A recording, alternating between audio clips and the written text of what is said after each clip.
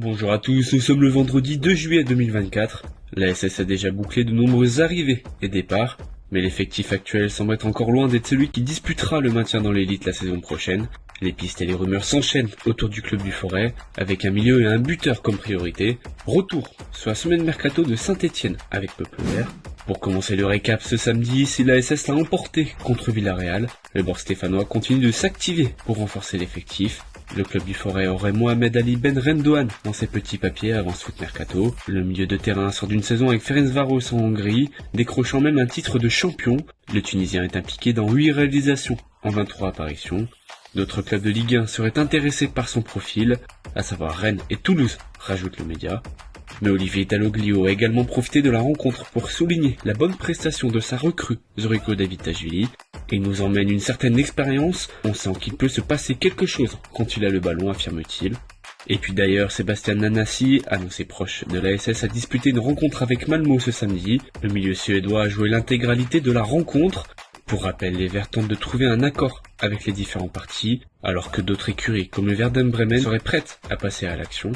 Et pour clôturer le week-end ce dimanche, si les Verts ont déjà recruté chez les Girondins de Bordeaux avec Zuriko Davitashvili pour 6 millions d'euros, la SS pourrait continuer ses emplettes. L'équipe annonce la piste Mathis Angeli, récemment révélée en Gironde.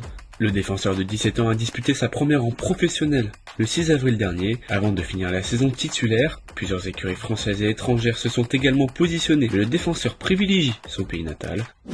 Et puis Saint-Etienne commence la semaine avec les espoirs de finaliser l'arrivée d'un buteur et d'un milieu de terrain. Le bord stéphanois est annoncé par l'équipe proche du milieu de Watford Imran Louza, prêté en Ligue 1 du côté de Lorient en deuxième partie de saison. Le joueur de 25 ans a disputé 14 oppositions la saison dernière. Pour le moment, seul Trabzonspor en Turquie et le PAOK Salonique en Grèce ont formulé une offre de prêt. Le joueur privilégie de son côté la France ou l'Espagne. Sans doute une nécessité alors que Mouefek, récemment prolongé, est de nouveau touché au quadriceps. Le Stéphanois pourrait manquer le début du championnat. Alors prêté à Pau la saison dernière, Louis Mouton a souvent débuté titulaire et a enchaîné les bonnes performances. Le bord stéphanois est satisfait de son rendement et son profil data intéresse en interne. Peuple Vert révèle que Mouton est désormais passé devant plusieurs joueurs dans la hiérarchie au milieu de terrain. Et puis ce mardi, Sébastien Denis pour Foot Mercato confirme une information que nous vous révélions. Pedro Diaz serait bien apprécié en interne par la SS, mais le milieu de terrain serait plus enclin à évoluer en Ligue 1, son pays natal. Et le dossier de l'attaquant semble être encore une priorité, mais la piste Myron Boadu est en stand-by.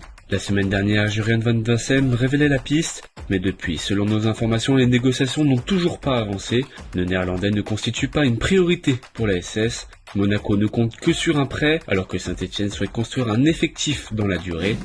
Et puis alors qu'il est annoncé proche d'un accord avec les Verts, Sébastien Nanasi était convoqué pour disputer un match de qualification en Ligue des Champions avec Malmö, mais le milieu de terrain est finalement hors groupe, annoncé malade de dernière minute.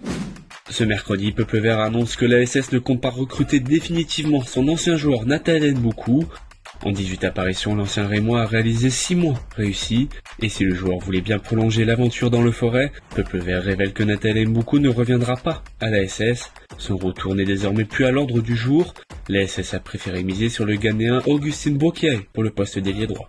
Mais des dossiers des anciens Verts continuent de faire parler, avec notamment Irvine Cardona, qui a marqué le peuple stéphanois par ses prestations les 6 derniers mois. Mais l'Espagnol de Barcelone pourrait obtenir le prêt de l'ancien Brestois avant cette équipe.